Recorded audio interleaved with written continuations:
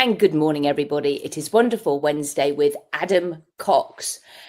Adam, I met you at HypnoThoughts Live. I think it was 2021 at the Orleans. It was the last year of the Orleans, wasn't it? Yeah. And you're English, all right? And I had to meet you in America, of course, like so many of my peers.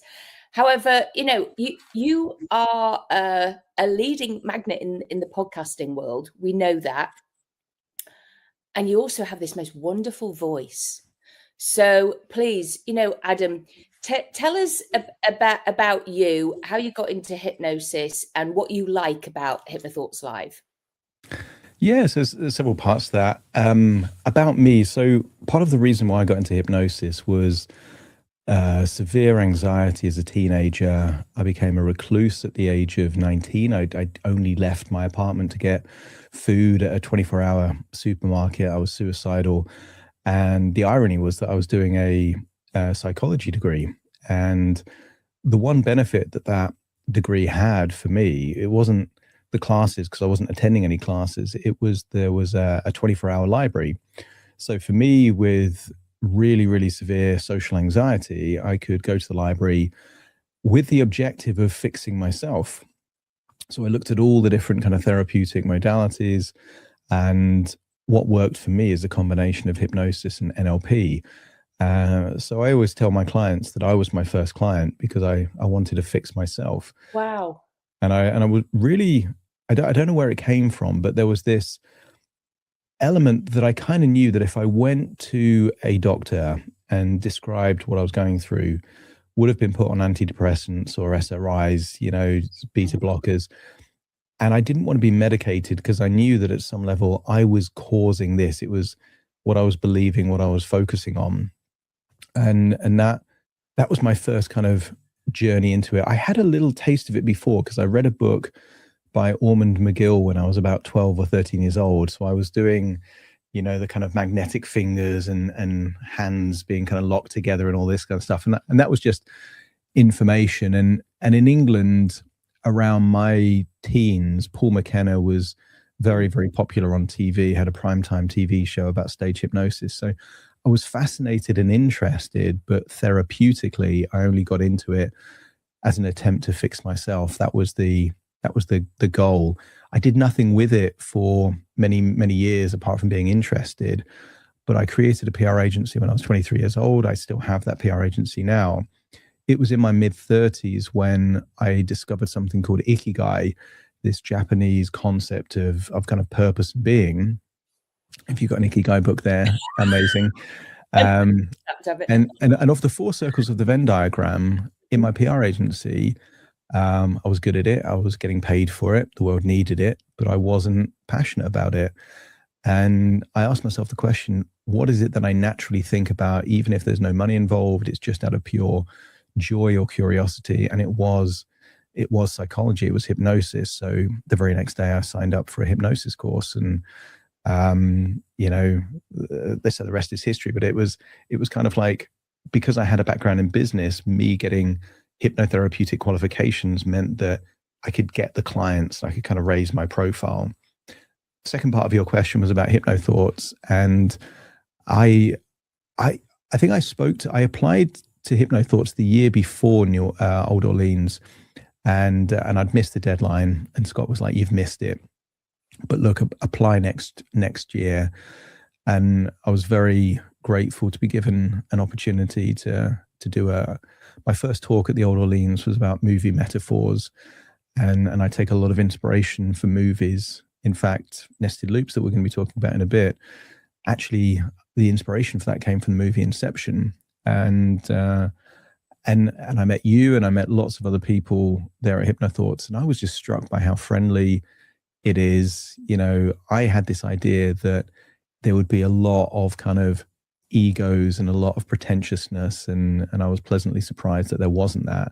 Everyone was so approachable. Everyone was kind of very keen to kind of introduce me to different kind of people, and I think the word community gets thrown around a lot, but I think for HypnoThoughts in particular, it does feel like there's a genuine sense of community. And I think Scott, Stephanie have done a lot of whatever the magic formula they put into that to create and cultivate that kind of feeling. So I think it's absolutely my favorite. I hope any other organizers aren't listening to this, but it's my favorite conference, I think, just because it's big, but it doesn't lose the community feel given how many people are there. Yeah. No, I agree. It's it is so much fun. So anybody, if you are sitting on the fence about whether to go to HypnoThoughts Live, just go and then experience it for yourself, really and truly. That was not planned, was it? We were not talking about that before. I literally have that because I do discuss that with a lot of people about being in your ikigai. So it's, I agree. I think it's fantastic. And I can personally say I am in my ikigai, and I believe you are too, Adam. So, and I would think most hypnotherapists are. So it's great. Now, Adam, you have a post-conference workshop. I do too. Yours is on the Monday. It's July the 20th. Adam, tell us about what you're doing and the benefits of someone taking your workshop. Yeah, so I mentioned it before, the movie Inception. I have a podcast called The Hypnotist, and what really helped it to grow was me being creative with the hypnosis sessions, and I was taking inspiration from movies. And when I tried to turn the structure of the movie Inception into a hypnosis session, I was struck by how closely it mapped across to the structure of nested loops, this idea of stories within stories. And there's two things that I'm going to be doing at HypnoThoughts. I'm going to be doing a 1-hour talk, actually during the conference, called Nested Loops Made Easy, what I call the Inception Induction. But the post-conference workshop isn't the theory and the what it is. It's the how. It's actually kind of learning the skills. Because one of the things that I think is really, really important is if you just accumulate more and more knowledge with the intention of applying that knowledge when you're with a client, you've still got more work to do to turn knowledge into competency. And the purpose of this 1 day workshop, which is mastery in nested loops, is to get beyond the kind of the theory element and do lots of practical elements. So my intention is that anyone leaving that day has got to the stage of, if not mastery, then at least conscious competency. And with practice, that will turn into unconscious competency. Because I think when you've got the skill and it's there, then your intuition will use that when it's relevant. Now, the obvious question is, what is nested loops? Nested loops is a story within a story within a story. Each story has an open loop. And the idea is that by going into this, you have increased engagement from the client. You can give them a more interesting experience. The actual levels of disassociation keep them kind of captivated. And there's this idea that the more levels you go down, or the more stories of within stories, the deeper the experience is for the client. And I've done thousands of nested loops sessions. I think that's true. My version of nested loops is different in two regards. Rather than the linguistic element of story 1, open a loop, story 2, open a loop, story 3, I think of it in terms of levels of disassociation. And by doing that, the bridge between each level of disassociation becomes a way that I can remember where I am in the actual kind of stories, so that I can elegantly navigate them back at the end of the session. And it's versatile enough that you can incorporate other techniques or protocols within the levels of disassociation. But if you're just memorizing stories within stories, that might not be relevant to the client that you're working with. And also it has the problem of, how do you then integrate inner child work or parts therapy, or a really good metaphor that the client has alluded to in the pre-talk? How do you do that if you've mentally rehearsed your linguistic version of nested loops? So my version means that it's very versatile. It's very personalized to the client that I'm working with. And for me, one of the main benefits of doing it that way is that it becomes more fun and more creative. And because the side effect of, I'd say about 80-90% of my client sessions end up on my podcast, completely protecting the confidentiality of the client. Even if I've got a similar client with a similar situation, because the hypnosis session that they experience might have these different levels of disassociation, it means that I'm more engaged because it doesn't feel like I'm on autopilot. The client gets something unique for them, and perhaps an audience of my podcast, they get to hear something entirely different, even though structurally it's dealing with a similar issue. So who the workshop is for is probably for the kind of therapist that like storytelling and metaphor and the creative side. I don't think it's ideal for those people that like rigid techniques, although you can use those techniques within this model. I think for those people that are more Ericksonian, they like the power of metaphors, they like weaving stories together, it's great for them. But they might feel that, how do they get from where the level they are now to being able to elegantly weave these kind of multi-layered and multi-textured stories together? That's who's going to benefit most, because it's actually going to be learning that very skill in that day. Yeah, no, I love that. I love that. I really do. So it's interesting. So anybody watching this, you'll notice that a lot of comedians use nested loops. The first version that you were talking about, where it's a story within the story, because it's structured and they know where they're going to be going because they've practiced it, they've rehearsed it. Mm. And what so tell me if I'm wrong. What you're saying, Adam, is that you've got your client, they'll say something and they'll actually say what it's like for them. They'll bring in a metaphor. And then you've taken note of that. I mean, I often do this. I'll just make little, I've got, just one note. So I understand my notes. Nobody else does, but I've got these notes. And then and then you can, and they'll say something else. And then as you're talking to them or whatever you're doing, even with the hypnosis, you can bring back in and what they said to it, so that it's very personalized and it's meaningful for them. Is that what you're saying? Yeah, I mean, the way I structure it, and I was on Astrid's podcast a couple of days ago. She came up with a great metaphor to help explain it, that most storytelling is like a corridor where you open a door, you tell that story, and then you go back into the corridor, walk along, and then open a new door, and then you've got a new topic or theme. How I think of nested loops is that in the corridor, you go through one door, you're in a room, and in that room, there's another door that leads to a different place, and in that place, there's another door that leads to a different place. And to get back to the corridor, you go back in reverse order. And a lot of people, a lot of comedians, I would say, do that linear way. They've got a bit, 5 minutes on a topic, they kind of close it off, and they go back. What some people consider more like a nested loop is what they call a callback. And the callback is that they've alluded to something earlier on in the sketch.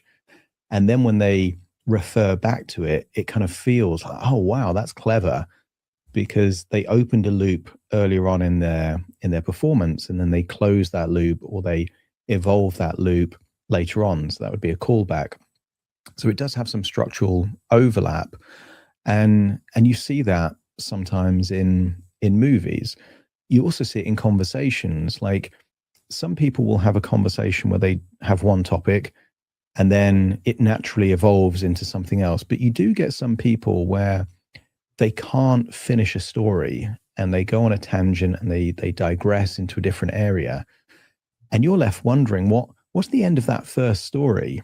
And I would say there are some people that naturally do nested loops, or they've done it so many times that it's just the way that they now talk. And I think, for me, Richard Bandler is the best example of someone that definitely hasn't scripted these things. He's just told these stories so many times that an idea will pop in his head. He goes down the rabbit hole, tells that story, and sometimes never even gets back to the original kind of story. It's just digression after digression. But it can be confusing. It can be engaging. It can be hypnotic when you listen to someone like that, because it does feel like you have to know where you are, so you can't lose attention. And I think some clients, they're very analytical and they're in their own head, and some of them need a bit more cognitive work to do. And I think nested loops helps them to kind of stay invested, because if it's just, and you relax and you're feeling sleepy, and then you just hit them with suggestions, that's very kind of basic. But if you've taken them on a journey of maybe 3, 4, 5, 6 levels of disassociation, and they're in a world within a world within a world within a world, that feels very, very far away from the reality where they are. They don't feel, and there is that phrase in hypnosis, and now you're back in the room. And I think that's because disassociation, while they're in that experience, takes them out of the room that they're in, takes them somewhere else. And elegant nested loops takes them not just to one place else, but a place within a place within a place within a place, and gets them back in the room at the end of that session. Lovely. And that's what it feels like nested loops are to me. Yeah, no, great. I love it. Love it. Well, so anybody who is watching this and you want to learn how to do this and get, as you said, they're not going to necessarily be a master of it, because it takes practice, right? But they will have some form of competency, and the more they practice it, then the better they get. Yeah, I'd want it so that they can leave feeling that in the very next hypnosis session that they've got optionality, that they could do this kind of structure in the very next session, and it would be fine, and they can get them back. And it's a combination of levels of disassociations and something called mnemonics, which is memory tools, it's memory techniques. And if you think of Narnia, for example, if you ask the average person that's seen The Lion, the Witch, and the Wardrobe, like, how do they get from their childhood home into Narnia? Anyone that's heard that story once will say, okay, they go through the wardrobe. The wardrobe is how they get into that place. And it could be decades since they've seen that animated version or the live action remake or the story, and they still know it's the wardrobe that gets them from the home to Narnia. That's a mnemonic. So that's one of the techniques that we're actually going to be covering, so that people can have these devices, so that if you have got multiple levels of disassociation, you don't forget where you are, and you know how to get back in reverse order, closing all the loops and still giving an elegant, powerful hypnosis experience. Because clients aren't paying to be told a story. They're told that they're there because they want some kind of change and that kind of stuff. What this does is it gives a structure to still do the work, but within this kind of elegant storytelling structure. And the client is the story. It's their past, it's their future outcome. You get to play with time, you get to play with environmental context. If you're going to regress them to any place, why not regress them to a place that they can either give a different meaning to the past or access a resource state? And all of this can happen within levels of disassociation. Yeah, fantastic. Well, good. It sounds, I know, it does. It sounds brilliant. So I have a workshop on the Tuesday and Wednesday, which is the 21st and 22nd. And I'm training the bunny talk process. And what is that? Well, again, it's an anchoring technique, NLP, a lot of NLP in the bunny talk process. And it is for children. There's a lot of play in it, and you are on the floor. So it's for teens who we're working obviously sometimes with their child, but it's like they sometimes are very negative and they don't want to be there. So it's like there's a little bit of a shock thing there, because with my teenagers, I do this. I treat them as an adult, the emotional intelligence diagrams. So I do a lot of that. And they're like, again, it can be quite hypnotic. And you're building that rapport, which is really important with all of our clients. Again, then they actually, okay, now we're doing this, because you've had that first bit of rapport building. The beauty is that I always like to see my adults first, the parents first of a child.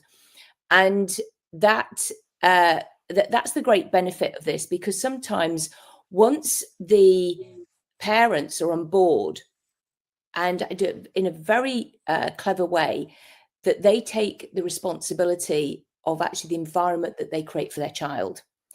And they go, oh, it's us. So they get that light bulb moment, and then they actually want to work with you. Sometimes you never need to see the child, because they realize it's not the child that needs fixing. It's actually them and the environment that they're creating. And then, you can go on. I mean, I see whole families, and it's lovely. It's lovely work. It's very playful, and it's moving. There's a lot of you have to be able to get on the floor. Yes, you can use it online. I always prefer it in person. I mean, literally, I've got what have I got something here? I had something. I must put it away. But it's it's big pieces of paper. People literally have grown-ups then, because you're working with their inner child, and it's they just go, oh my gosh, because it's the dissociation, Adam. They're getting it out on the paper, and they're kinesthetically feeling it, and then they're drawing it out, and it's very powerful. Transformation happens really quickly, and when I'm training it, the people are getting their own transformation, but also because they're working with other people, they are transforming with other people there and then in real time, and they go, I just did that for somebody else, and it wasn't me, they did it. And that is like so exciting, because they've then felt it. And as I say, this is been done multiple times now for people, and some really big cases where, again, people have sadly felt suicidal, and have been in therapy for years and years and years. And the bunny talk process, the step-by-step framework, was able to do that for them, get them to a place of indifference. So what? That awful thing happened. So what? Because it was at a cellular place, and now it's gone. So yeah. So I'm doing that for 2 days. So join me. Well, it sounds like there's a winning strategy here. So if people are still watching the video at this point, the goal is do HypnoThoughts for 3 days, do my nested loops mastery for 1 day, and then do 2 days of learning the bunny talk process. And then 6 days is going to change your life. There you go. Well, and why not? Because actually I do use a lot of the nested loops in it. Probably not as effectively as you do. You seem to be a master of it, but I think I naturally do it anyway, simply because I have, as you've probably noticed, slight ADHD. So I'm on that. So I'm constantly hopping from one story to another, which is why the bunny talk process is so good, because it's so playful, and it's like, and it's just that kind of the way it works, because it's like, oh, we're doing this now. Oh, we're doing this. And the pattern interrupts that occur are just like constantly like this. And somebody cannot get back, because it's like the wiring is completely gone haywire, if you like, that, and it's not the same. So, and we start to play a new movie through their head instead of that old one, because it's been completely obliterated. So, but yeah, and it's all through play, because what's better than play? That's it. If it's fun, then things stick, I think, better if it's enjoyable. And I agree. Got to have fun. And you will, anybody who's watching this, join us at HypnoThoughts Live, because you will have fun anyway. So thank you for coming on here, Adam. I appreciate you chatting to us. As I say, you've got that lovely silky voice, which I'm sure everybody's just been going, with. So thank you. And it's goodbye from me, Claudia Ricard, and it's goodbye from Adam. It's goodbye from me, Adam Cox. So take care, everybody. Thanks for watching.